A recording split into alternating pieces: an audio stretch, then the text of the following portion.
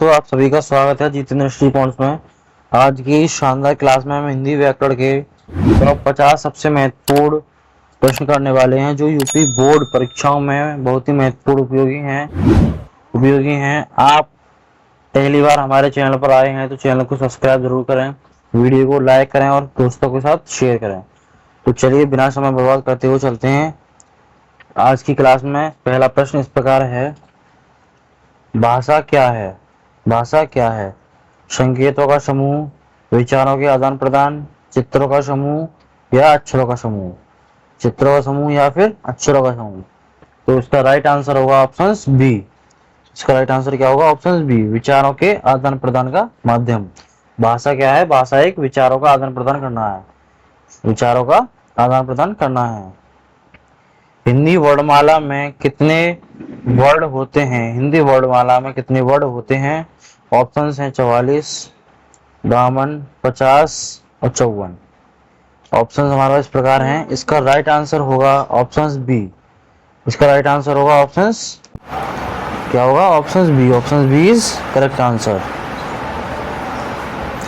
तीसरा, श्लोक की संख्या कितनी है? 10, 11, 12, 13। इसका राइट आंसर होगा ऑप्शंस बी। इसका राइट आंसर है ऑप्शन बी, श्लोक की संख्या 11। कितनी है श्लोक की संख्या? 11 है। ये पेपर में आता है। ये अगर मैं कंपटीशन एग्जाम की बात करूं तो यूपी पुलिस में भी पूछा गया है, दिल्ली पुलिस में भी पूछा गया है, ये कई एग्जामों में पूछा गया है, एसएससी जीडी में भी पूछा गया है तक। ये व्यंजनों की संख्या कितनी है? 33, 33, 39, 41, 40। इसका राइट आंसर होगा ऑप्शंस बी। इसका करेक्ट आंसर होगा options B, 39। 39 is correct answer. अंक क्या कहलाता है? छोटे अंक क्या कहलाता है? ए विसर्ग, बी अनुस्वर्ग, सी अनुशासिक, डी स्वर्ग। डी स्वर्ग। इसका राइट आंसर होगा ऑप्शंस बी। इसका करेक्ट आंसर होगा ऑप्शंस बी, अनुस्वर। क्या होगा? अनुस्वर। बड़ा अंक क्या कहलाता है? बड़ी अंक क्या कहलाती है? अनुस्वर, विसर्ग, स्वर और व्यंजन। इसका करेक्ट आंसर होगा ऑप्शंस बी, विसर्ग। क्या है? विसर्ग। विसर्ग कहलाता है। क्वेश्चन नंबर 7, संख्या के कितने भेद होते हैं? संख्या के कितने भेद होते हैं? जो संज्ञा है उसके कितने भेद होते हैं? ऑप्शंस हमारे इस प्रकार हैं, ए 3, 4, 5, 6। इसका राइट आंसर है ऑप्शन सी। संख्या के 5 भेद होते हैं। कितने भेद होते हैं? 5 भेद होते हैं। कभी भी एग्जाम में पूछ लीजिए, आप क्या कहेंगे? 5 भेद होते हैं। यहाँ कितने की जगह पे आपको क्या लगना है? 5। संख्या के 5 भेद होते हैं। इसका यही करेक्ट आंसर होगा। क्या होगा? 5 भेद।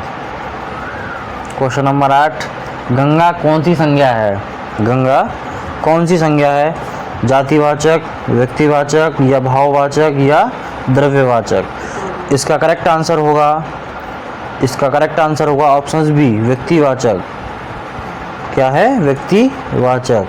व्यक्तिवाचक इज करेक्ट आंसर।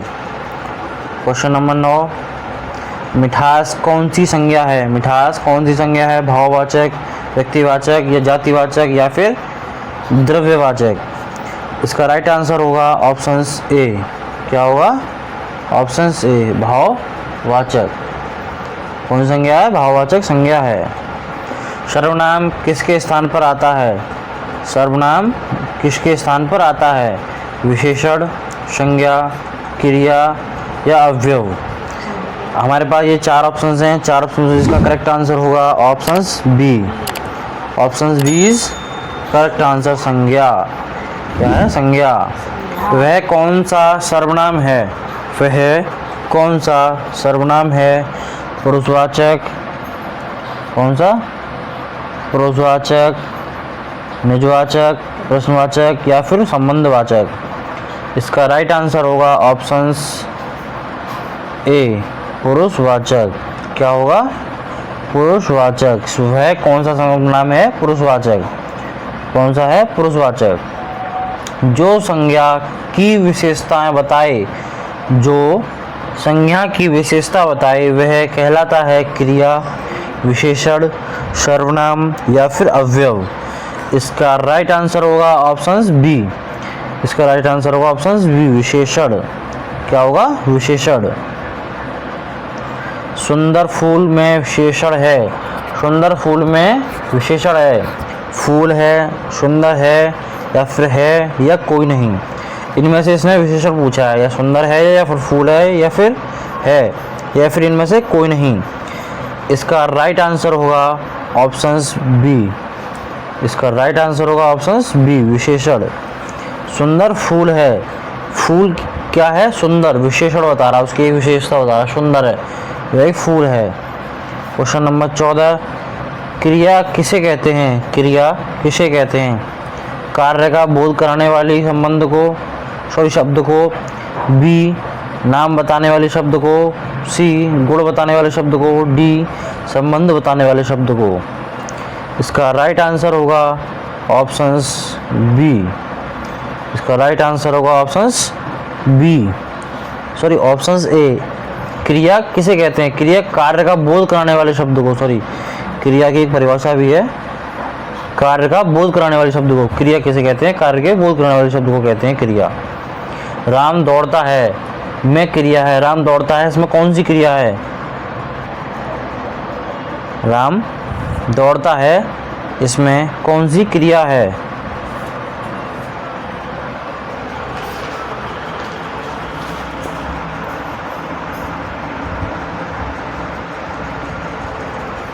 उत्तर होगा ऑप्शंस बी। राम दौड़ता है, इसमें क्रिया क्या है? दौड़ने का काम कर रहा है। राम किसका काम कर रहा है? दौड़ने का। तो इसका राइट आंसर होगा ऑप्शंस बी। क्या होगा? Options B. राम किसका काम कर रहा है? दौड़ने का। तो क्रिया दौड़ना। काल के कितने भेद होते हैं? ए, काल के कितने भेद होते हैं? ऑप्शंस है हमारे पास, ए 2, बी 3, सी 4, डी 5। इसका राइट आंसर होगा ऑप्शंस बी। इसका करेक्ट आंसर होगा options B. Options B is correct answer. Option B is correct answer. मैं पढ़ूंगा कौन सा फल है, कौन सा काल है? मैं पढ़ूंगा कौन सा काल है? तो मैं इसमें बताऊं, इसमें 3 प्रकार के होते हैं। वर्तमान, इसमें 3 प्रकार के होते हैं। वर्तमान, भूतकाल, भविष्यकाल और अपूर्ण काल। इसमें ता है, पढ़ता है, पढ़ता था।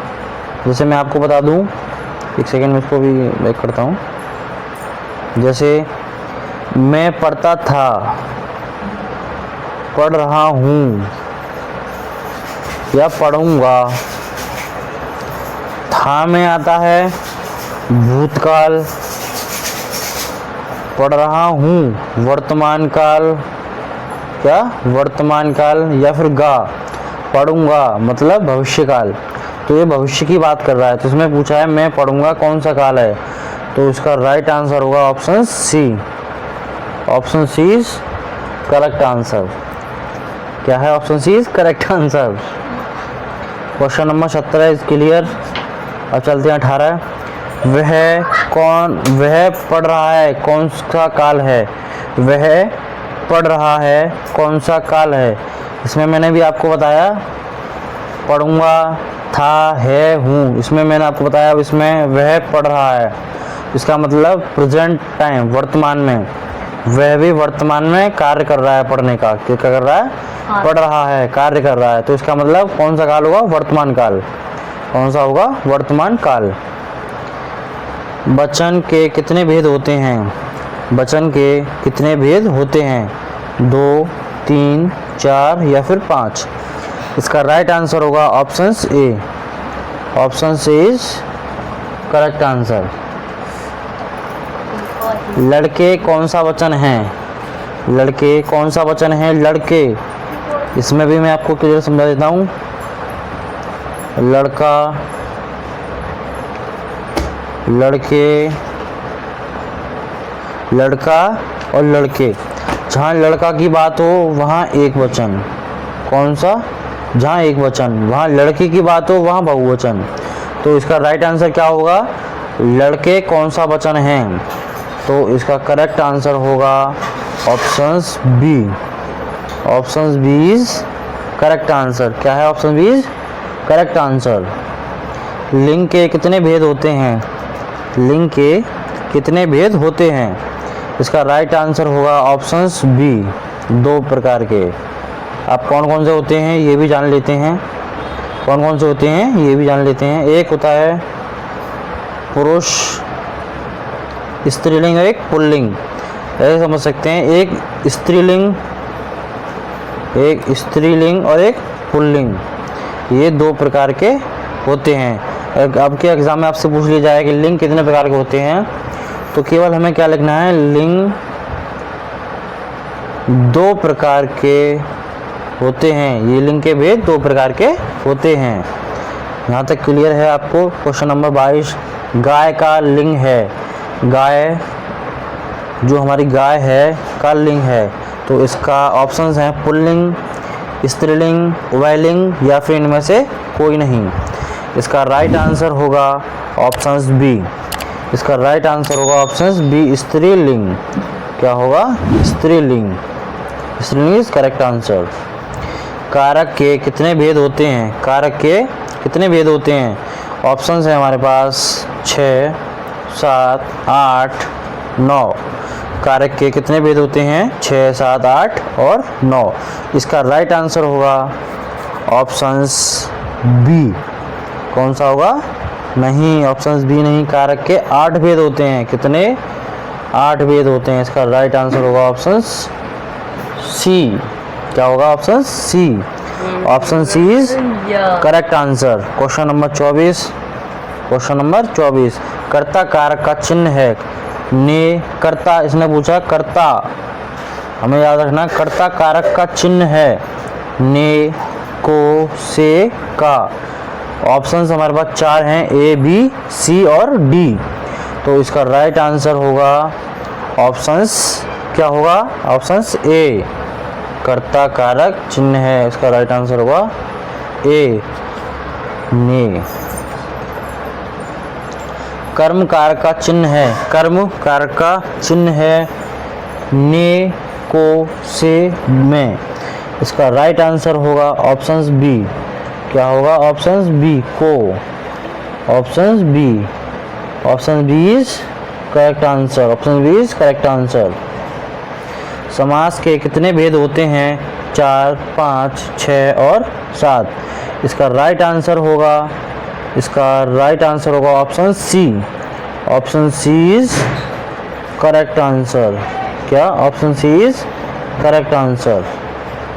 संधि के कितने भेद होते हैं? संधि के कितने भेद होते हैं? ये मैंने संधि आपको पढ़ाई है, आपको जरूर याद होना चाहिए संधि के कितने भेद होते हैं। हमसे पूछा गया संधि के कितने भेद होते हैं, तो इसका राइट आंसर होना चाहिए क्या? आप कमेंट बॉक्स में जरूर बताइएगा।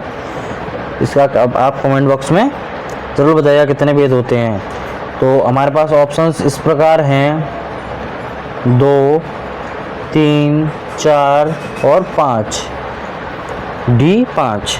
तो इसका राइट आंसर होगा ऑप्शंस बी।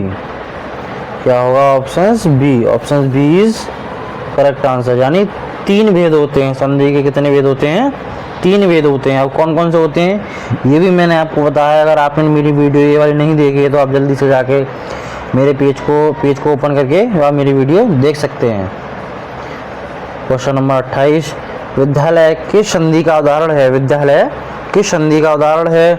स्वर संधि का, व्यंजन संधि का या फिर विसर्ग संधि का या फिर इनमें से कोई नहीं। ऑप्शन डी, इनमें से कोई नहीं।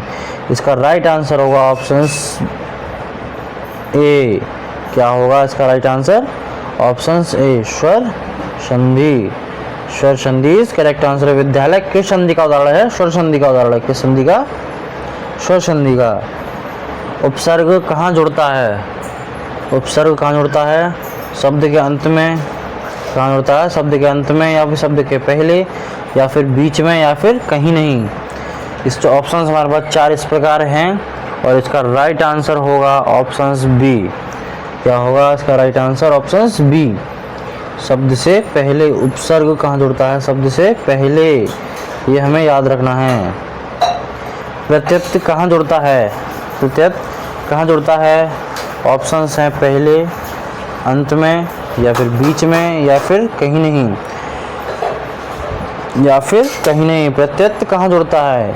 जहाँ प्रत्यय की बात हो, जहाँ प्रत्यय की बात हो तो आग मीच के हमारा आंसर होना चाहिए अंत में। कहाँ होना चाहिए? अंत में। कहाँ जुड़ता है? अंत में जुड़ता है। कहाँ जुड़ता है? अंत में। मुहावरे का अर्थ है शाब्दिक अर्थ, लक्षणिक अर्थ, व्याकरणिक अर्थ, सामान्य अर्थ। इसका राइट आंसर होगा ऑप्शंस बी। क्या होगा? Options B. Options B is correct answer. मुहावरे का अर्थ है लाक्षणिक क्या है? लोकोरिक्त क्या है? लोकोरिक्त क्या है? ऑप्शंस हैं प्रसिद्ध कहावत, कविता, कहानी या फिर निबंध। इसका राइट आंसर होगा ऑप्शंस ए। क्या है? Options A. Option A is correct answer. प्रसिद्ध कहावत। क्या है? प्रसिद्ध कहावत। पर्यायवाची शब्द का अर्थ है, पर्यायवाची शब्द का क्या अर्थ है? विपरीत अर्थ, समान अर्थ, अनेक अर्थ या फिर इनमें से कोई नहीं, या फिर डी इनमें से कोई नहीं। इसका राइट आंसर होगा ऑप्शंस बी। क्या होगा इसका राइट आंसर? ऑप्शंस बी, समान अर्थ। समान अर्थ इज करेक्ट आंसर। समान अर्थ is correct answer. Question number 34, विलोम शब्द क्या है? विलोम शब्द ये तो आप सभी ने पढ़े ही होंगे। विलोम शब्द क्या है? समानार्थी शब्द, विपरीतार्थी शब्द, अनेकार्थी शब्द या फिर एकार्थी शब्द। इसका राइट आंसर होगा ऑप्शंस बी। क्या होगा इसका राइट आंसर? ऑप्शंस बी, विपरीतार्थी शब्द। विपरीतार्थी शब्द इसका राइट आंसर होगा, विपरीतार्थी शब्द। क्या होगा? क्वेश्चन नंबर 35, दिन का विलोम है। दिन का विलोम है मतलब दिन का विलोम। अब विलोम समझते हैं हम क्या है? विलोम क्या होगा इसका राइट आंसर? ये आप मुझे कमेंट बॉक्स में जरूर दीजिएगा जो जानते हैं। जो नहीं जानते हैं हम इसमें क्लास में जानेंगे विलोम किसे कहते हैं। जहाँ विलोम की बात हो, किसकी बात हो? जहाँ विलोम की बात हो वहाँ हमें उल्टा करना है हमेशा। क्या करना है? उल्टा। मतलब दिन या फिर रात। दिन का रात, रात का दिन। दिन का रात, रात का दिन। समझ में आ रही है आपको मेरी बात? दिन का रात और रात का दिन। जैसे दिन का रात तो दिन पूछा, इसने क्या पूछा? दिन का विलोम शब्द क्या है? दिन का विलोम शब्द क्या होगा? रात। क्या होगा? रात। इसका 20 करेक्ट आंसर। 35 क्लियर। विलोम शब्द आज हमने जाना। विलोम शब्द दिन का रात। विलोम शब्द हमेशा उल्टा होता है। क्या होता है? उल्टा। 35 नंबर क्लियर। अब चलते हैं क्वेश्चन नंबर 36, जल का पर्यायवाची क्या है? जल का पर्यायवाची क्या है? नीर, धूप, अग्नि या फिर पवन। इसका पर्यायवाची क्या है? धूप, अग्नि या फिर पवन। इसका करेक्ट आंसर होगा ऑप्शंस ए। क्या? ऑप्शंस ए, नीर। जल। जल का पर्यायवाची नीर। अगर आपको पर्यायवाची ही अगर नीर भी समझ में ना आए तो आपने बोतलों पे देखा होगा, नीर की पानी की बोतल आती है जो हम रेलवे स्टेशन में 20 रुपये की जो खरीदते हैं, उससे आप याद रखिएगा जल का पर्यायवाची नीर होता है। जो हमें रेलवे स्टेशनों पर मिलती है नीर की बोतल, जो हमें मिलती है अभी भी। अनेक शब्दों के लिए एक शब्द कहलाता है। अनेक शब्दों के लिए एक शब्द कहलाता है। ये भी बहुत सरल आंसर है। इसका भी हमें बिल्कुल सोचना नहीं है। इसका राइट आंसर एकदम दबा देना है। अनेकार्थी शब्दों के लिए एक शब्द कहलाता है क्या? वाक्यांश के एक शब्द। क्या कहलाता है? वाक्यांश के एक शब्द। इसका एक क्लियर आंसर होगा। क्या हुआ है? Correct answer. जो कभी भी ना मरे। जो कभी भी ना मरे के लिए एक शब्द है क्या? अमर या फिर वीर या देव या फिर महान। इसने पूछा हमसे जो कभी भी ना मरे के लिए क्या शब्द होगा? तो इसका राइट आंसर होगा ऑप्शंस ए। क्या होगा? ऑप्शंस ए, अमर। क्या होगा? अमर। क्वेश्चन नंबर 39, विराम चिन्ह का उपयोग किसके लिए होता है? विराम चिन्ह का उपयोग किसके लिए होता है? किसके लिए होता है? लिखावट सुंदर बनाने हेतु, या वाक्य को स्पष्ट करने हेतु, या फिर शब्द बढ़ाने हेतु, या फिर इनमें से कोई नहीं। जो विराम चिन्ह का हम प्रयोग करते हैं उसका उपयोग किसके लिए होता है? वाक्य को स्पष्ट करने हेतु। विराम जो चिन्ह लगाते हैं हम, इसका मतलब होता है वह एक किताब है। जैसे मैंने लिखा हुआ है एक किताब है, किताब है, क्या है? किताब है। तो मैं एक विराम चिन्ह लगाऊंगा। या फिर एक, अगर मैं किसी से सवाल करूंगा तो क्या लगाऊंगा? Question mark. वह कहाँ गया? तो यहाँ एक क्वेश्चन मार्क है। वह कहाँ गया, इसका मतलब मैं पूछ रहा हूँ। क्या कर रहा हूँ? मैं पूछ रहा हूँ, तो वहाँ क्वेश्चन मार्क आएगा। 40, क्वेश्चन नंबर 40, पूर्ण विराम का चिन्ह क्या है? पूर्ण विराम का चिन्ह क्या है? ऑप्शंस हैं हमारे पास इस प्रकार, और इसका राइट आंसर होगा पूर्ण विराम। इसमें भी हमें सोचना नहीं है। जहाँ पूर्ण विराम की बात आ जाए, जहाँ पूर्ण विराम की बात आ जाए तो उसका आंसर होगा ऑप्शन बी, पूर्ण विराम। मतलब हमने यहाँ पर समाप्त किया, इसे बोलते हैं पूर्ण विराम। ये हमारा एंड है। राम ने खाना खाया में ने कौन सा कारक है? राम ने खाना खाया में ने कौन सा कारक है? कर्ता, कर्म, कारक, कर्ण और संबंध। कर्ता, कर्म, कर्ण और संबंध। इसका राइट आंसर होगा options B. Options B is कर्ता। राम ने खाना खाया, किसका काम कर रहा है वो? कर्ता कर रहा है वो, अपने क्या कर रहा है? कर्म करता, कर्ता कर रहा है वो। क्या कर रहा है? इसका 41 का क्वेश्चन का है option B is correct answer. Question number 42, अध्यापक शब्द में उपसर्ग है। अध्यापक शब्द में क्या है? उपसर्ग। आदि पक का कोई नहीं। इसका राइट आंसर होगा ऑप्शंस बी। इसका राइट आंसर होगा ऑप्शंस ए, आदि। इसका राइट आंसर होगा ऑप्शंस ए, आदि। क्या होगा? आदि। अध्यापक का उपसर्ग। पढ़ाई शब्द में प्रत्यय है। पढ़ाई शब्द में क्या प्रत्यय है? पढ़, आई, पढ़ा या फिर ई। इसका राइट आंसर होगा ऑप्शंस बी। इसका राइट आंसर होगा options B. Options B is correct answer, आई। पढ़ाई शब्द में प्रत्यय है आई।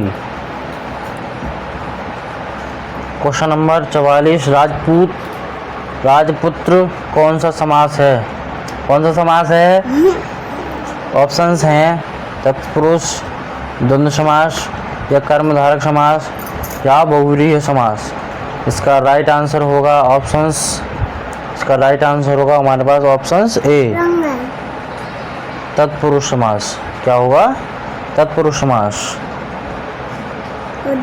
नीलकमल कौन सा समास है? नीलकमल कौन सा समास है? कर्मधारक, द्विगु समास, अव्ययी समास, अव्ययी समास, या फिर द्वंद्व समास। द्वंद्व समास। इसका राइट आंसर होगा options A. Options A is correct answer, कर्मधारय। कौन सा है? कर्मधारय समास। राम और श्याम किस समास का उदाहरण है? राम और श्याम किस समास का उदाहरण है? ऑप्शंस हैं हमारे पास, क्या हैं? द्वंद्व समास, तत्पुरुष समास, या बहुव्रीहि समास, या फिर कर्मधारक समास। इसका राइट आंसर होगा ऑप्शंस ए। कौन सा होगा? ऑप्शंस ए, द्वंद्व समास। कौन सा है? द्वंद्व समास। ईमानदार में प्रत्यय है। ईमानदार में प्रत्यय है। दार है, ईमान है, या फिर मान है, या फिर इनमें से कोई नहीं। ये प्रत्यय की जब बात आ जाए तो उसका क्या होगा? दार। इसका राइट आंसर होगा A, options A. Option A is correct answer. निराश में उपसर्ग है। निराश में उपसर्ग है नी,